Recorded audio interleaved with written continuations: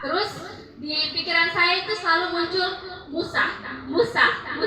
Jadi akhirnya saya pilih, kalau begitu hari Sabat ini saya bawa khotbah tentang Musa. Jadi salah satu tokoh Alkitab yang ada dalam firman Tuhan.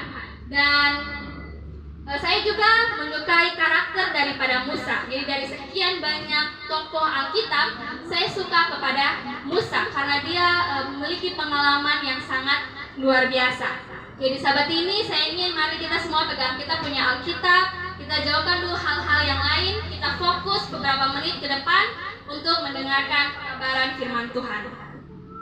Kita bisa buka Alkitab kita di dalam saya akan mulai dari Keluaran 2, kemudian lanjut Keluaran 3, dan terakhir di Keluaran pasal 4. Baik, tadi di khotbah anak-anak, tadi Mama sudah singgung sedikit tentang Musa.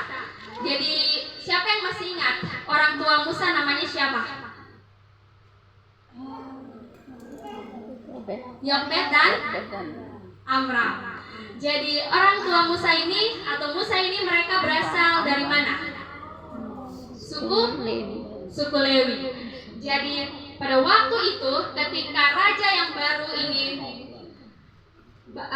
Firaun yang baru ini naik ke atas takhta, dia ini tidak mengenal Yusuf.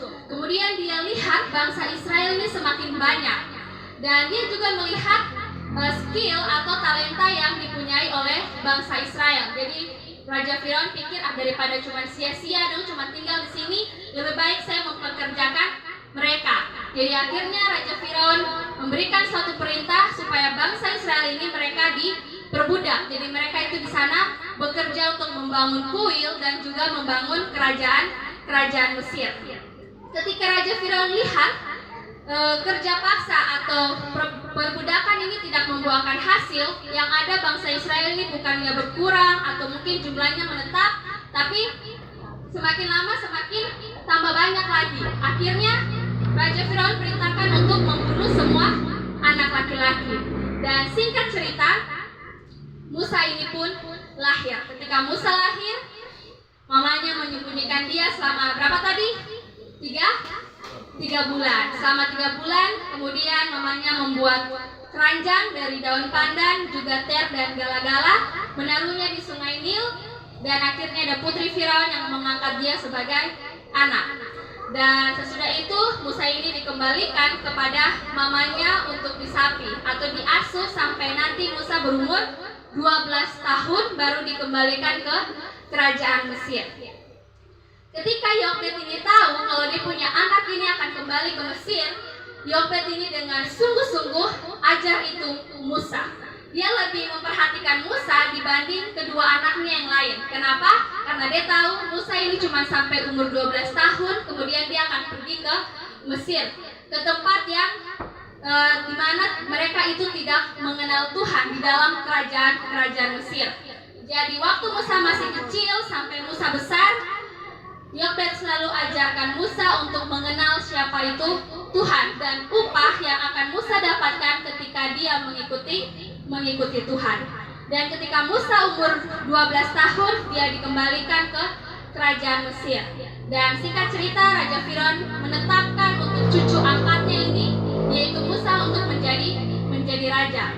Saudara-saudara, ketika Musa ini sudah ditunjuk untuk menjadi raja, Musa ini punya pelajaran yang harus dia ikuti, pendidikan di Mesir. Jadi Musa ini belajar bagaimana berperang secara militer, kemudian bagaimana pencatatan sipil, kemudian Musa belajar bagaimana menjadi seorang raja, dan tentu hal yang harus lagi untuk Musa belajar adalah agama daripada orang Mesir. Ketika Musa ini belajar agama daripada orang Mesir, dia tidak terlena dengan agama tersebut. Kenapa? Karena dia sudah belajar tentang Tuhan. Dan ketika imam-imam Mesir ini mereka selalu ajar kepada Musa tentang kuil-kuil, tentang Baal-Baal yang ada di Mesir, Musa ini selalu mengelak. Dia bilang, itu tidak benar.